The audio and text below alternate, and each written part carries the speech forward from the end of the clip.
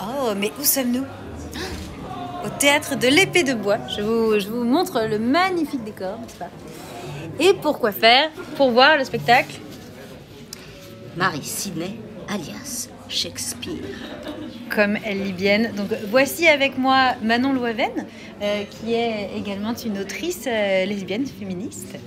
Vous pouvez trouver ses livres, où ça? Partout? Dans les bonnes librairies, entre guillemets. En tout cas, ils se commandent et sinon, via moi. Donc, nous avons ce spectacle en fait qui est proposé par Aurore et Vin. Je vais vous lire un petit peu le pitch parce que vous allez voir, c'est intéressant. Alors, attention, je fasse ça, j'avais envie. Les Françaises parlent tout française. J'étais obligée. Alors, et si Shakespeare était une femme? Telle est la question. Et l'enjeu de cette enquête intrigante proposée par Aurore et Vin. Donc Aurore et Vin, c'est celle dont je vous parle régulièrement, à qui on doit les mots autrice, matrimoine, etc. etc.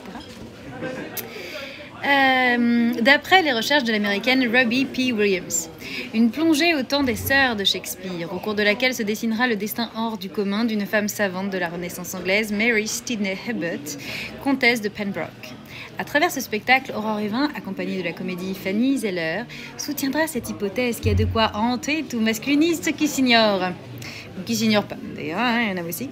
Et avec rigueur et humour, en s'appuyant sur les textes shakespeariens eux-mêmes, le duo de comédiennes propose un véritable jeu de construction mentale sur l'existence d'une génie féminine de la littérature, une femme de pouvoir puissante, d'une incomparable érudition, comme la Renaissance sait en produire.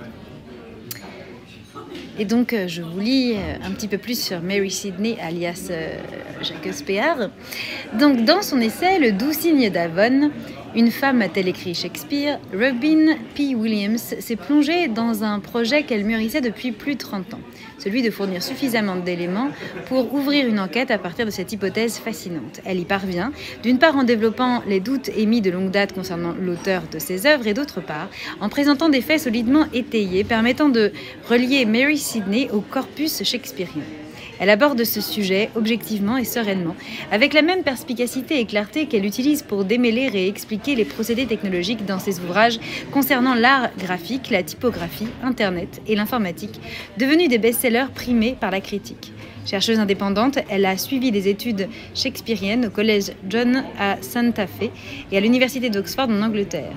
L'acteur Mark Rylance l'a nommé membre associé de la Shakespearean Authorship Trust, société savante qui consacre ses recherches à l'autorialité shakespearienne. Nous allons donc en savoir plus